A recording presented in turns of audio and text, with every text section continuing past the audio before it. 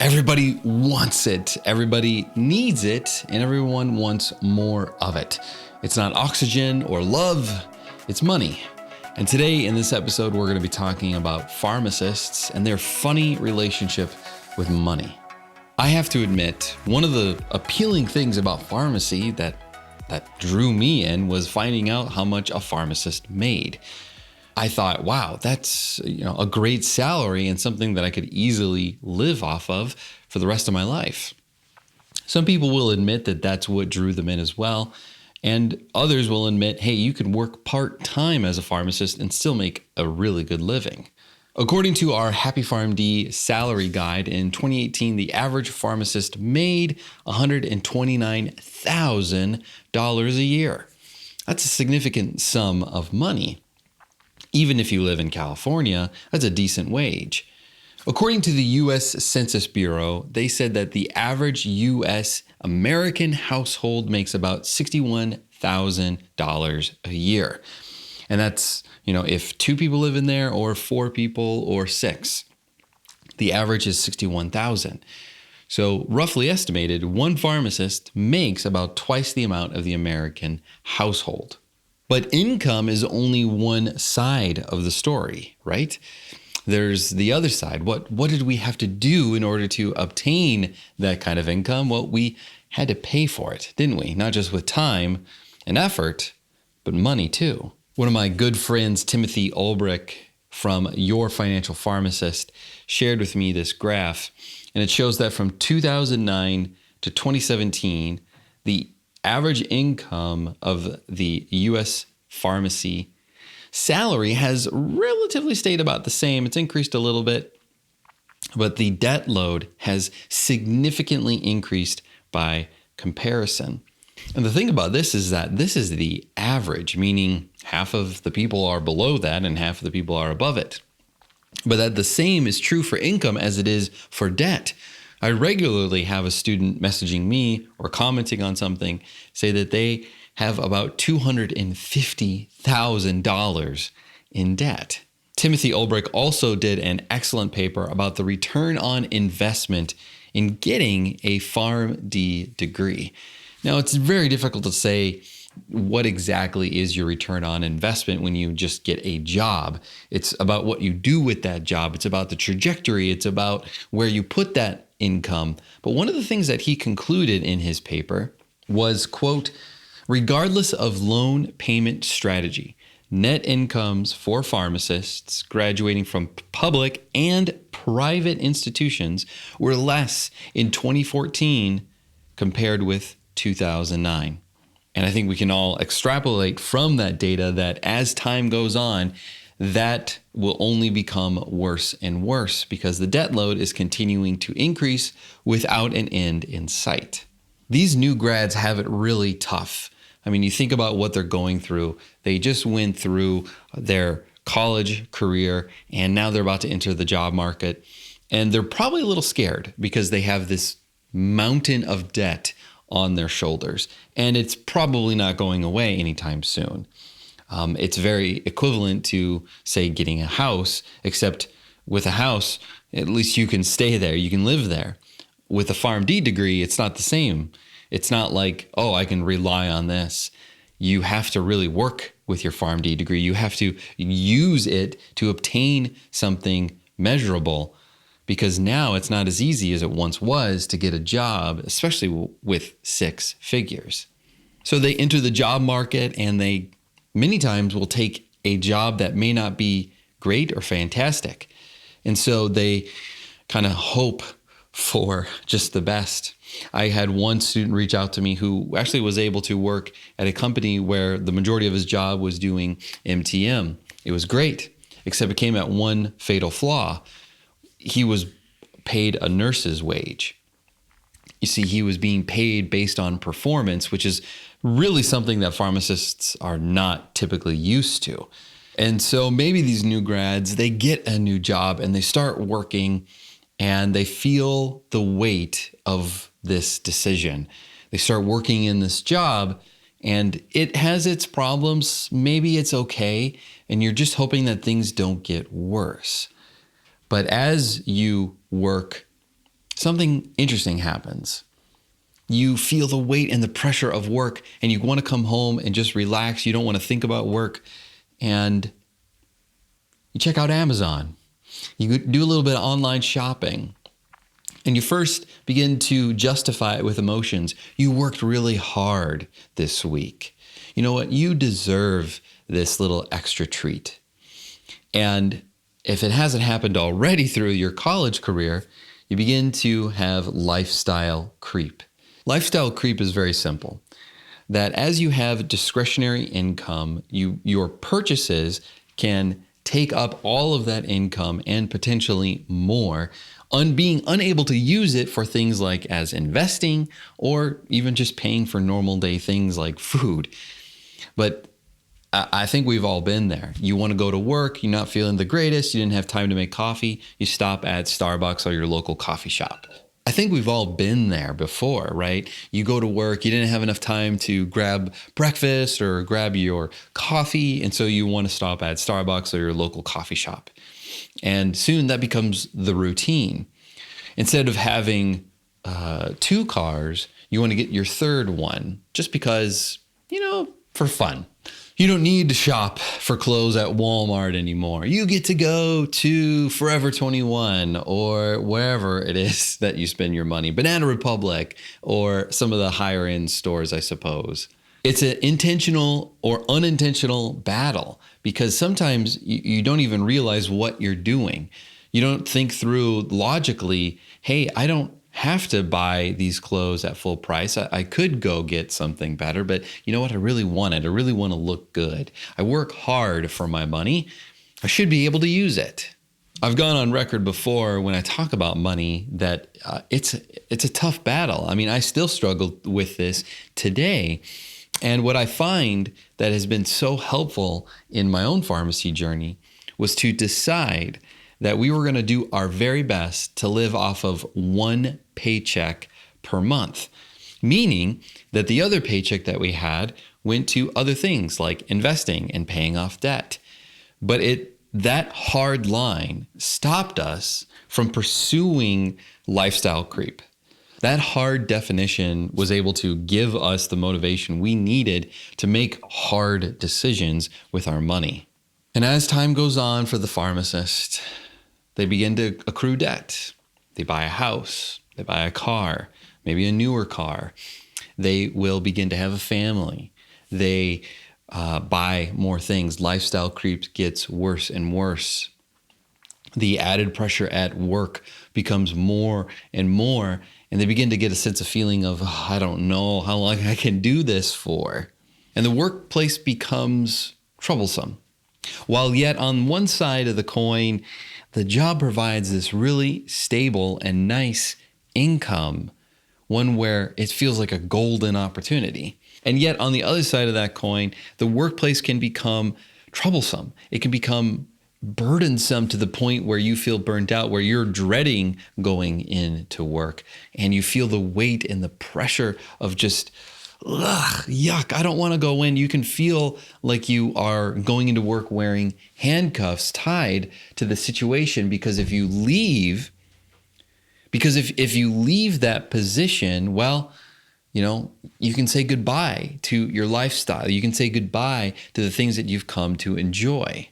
We pharmacists have golden handcuffs that keep us in our jobs, and it keeps us trapped where we are.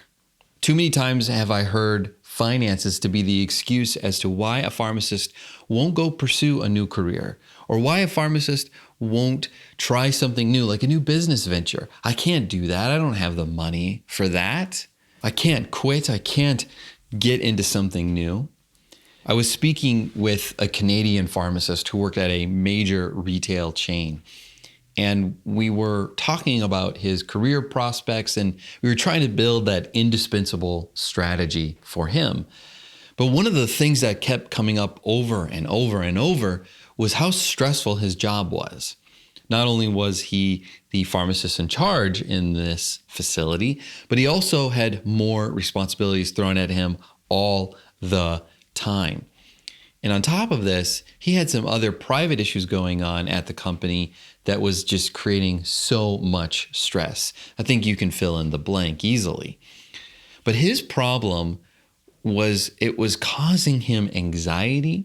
It was causing him to be depressed. And he was actually seeking therapeutic help through counseling and medical services to try to work through this tough time. Whenever I work with someone who's like boxed in a corner, I always want to try to open up their mind to think about actually what options do you have? And I like to even think of the impossible. And I don't always want to say like, oh, I encourage everyone to do this, but I want at least to address it and have a logical conversation, because often we kind of emotionally play with our minds about what we can and can't do. And I ask the question, what if you quit tomorrow? What would happen? And I found out that this lucky pharmacist had saved well over 2 years of just expenditure income. So if he wanted to, he could quit and he would be fine for 2 years. I've spoken with people who have been unemployed for like 2 years. This isn't that kind of guy. He is a stand 'em up kind of guy. He's a fighter. And I was just kind of like, whoa, well, what's stopping you from quitting? And it was, again, all the excuses of having those golden handcuffs. Well, I won't have income, and then that income that I saved up will go away, and I can't have that. It's a prison that is so frustrating to see people trapped in. I want you to imagine a scenario with me here. Imagine for a moment that you are only making $80,000 a year. For some of you, that may seem spectacular, and others are like, whoa, well, that's like $50,000 less than what I make. But just bear with me, okay? Imagine that you love what you do. You wake up Monday morning and you're like, yes, I get to work today. I get to go in and solve some real problems for people. You are excited by the challenge of what your work holds for you. And not only are you challenged, but you're growing, you're achieving more and more and more. And the people that you work with are supportive and they're there for you. Even when you're at your worst, they know what it's like and they want to push you forward. And your work has real meaning. You feel like, wow, not only am I helping someone, but that's going to help more and more people. It's the butterfly effect every single day. And it's the work you want to do. Now, that's your job. That's your life. Soak it in for a moment. Really believe it. Now I want you to imagine that I'm going to offer you a new job. $130,000. Holy cats. It's a lot of money. I've increased your salary by like 50, 60%. And that's a huge jump, right? Think about all that, the things you could do with that money. You could go to Europe. You could buy a new boat. You could do all sorts of cool new things. But work isn't the same. You dread going into work. The people that you serve, you no longer really see them as people, but problems. You're emotionally exhausted on a daily basis. You're stressed out. You're like, the littlest things kind of just, they set you off. And you don't enjoy what you do. You feel like a cog in a machine, wondering what happened to your life that got you to this point. Now, let me ask you, knowing those things about the new job, the $130K option, would you choose it? If the immediate answer is no, well then you're free to pursue what you want to do. What science has shown us about happiness and money is that beyond the average income, there's not too much of a large increase in the amount of happiness versus the amount of money that a person makes, which everyone knows, and yet so few people make decisions based on that. I mean, including myself. I think there are so many times I catch myself wanting to chase after the dollar more than chase after the impact. If you would reject that job offer for the 130K option, you are choosing to live a better life. You're choosing that money is not your ultimate priority. And in turn, that means that you can go live probably your best life.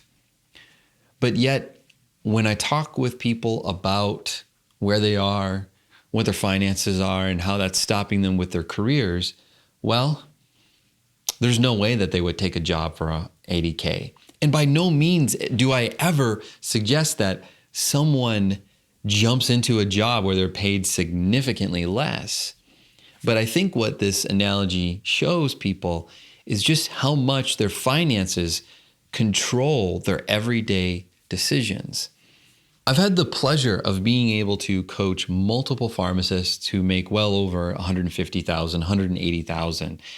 And the idea of escaping the environment that has created their situation, not only are they financially in prison, they are also in a burnout prison where, they don't want to bite the hand that feeds, and it's feeding them very well. They don't want to go from filet mignon to back to pork chops. One is certainly healthier than the other, and one has probably a longer term, greater outcome for a diet than the other. But yet, the filet mignon is just so good. It's rich. It makes you feel comforted in the moment. But that is short-term thinking, my friends. Do you believe that money is your prison? If you find yourself saying no to great opportunities where the finances behind it may not make sense, or you're not clear on what could come of it, or you feel like you may have to give up a few things, I want you to consider that analogy that I gave you. Would you at 80K take that 130K job? Would you go from that? Or would you stay in the job and try to figure out maybe how else could I increase my income? Rather than being miserable, could I go do something greater and bigger and better? If you feel trapped by your finances and you feel like you just can't escape the job that you're in because of those things, then I want you to check out my friends at Your Financial Pharmacists. Tim Baker, Tim Church, Tim Olbrich, the three Tims. They're all great guys, and they have an amazing podcast where they talk about these financial things. They talk about the different nuances that exist for pharmacists. And I know for a fact they help people seek financial freedom, which really is what this should be all about. The idea that we can do whatever we want financially, that we aren't held in handcuffs, tied to a certain role, and we can't change. Because once you get your finances in order, you feel like you can take control, take power of your situation, which means you can go pursue a new career if you wanted to. You could go do whatever it is you wanted. One of our coaches at the Happy PharmD just spoke with a pharmacist who had had enough of his job, and what he wants to do is work at Disney. Well, I can assure you that if his finances aren't in order, then that transition is going to be extremely difficult. But, just thinking out loud here with you, if it wasn't for financial freedom, I wouldn't be able to go on a 2.5-month long vacation this summer where I'm going to be traveling with my family across the country and hopefully exploring your town. I'd love to meet you one day if you live in the United States. If not, that's totally okay. Schedules, they don't always work out. But I want to encourage you, my friend. You can pursue financial freedom. You don't have to be held in golden handcuffs any longer. You can make tough decisions now so that you can really live the life that you are wanting. That sounds so cheesy, so corny, but yet it's so freeing. Because of financial freedom, I was able to quit my job and do this. It's a dream. I never imagined being able to do this kind of thing. I mean, it's very surreal. And I have even a hard time talking about it with people who aren't pharmacists, who don't know what I do. It feels surreal But it is possible if you make good decisions now so that you can reap the benefits later. But look, you don't have to wait to get your finances in order to start an indispensable career. What I want you to do is check out my book, Indispensable.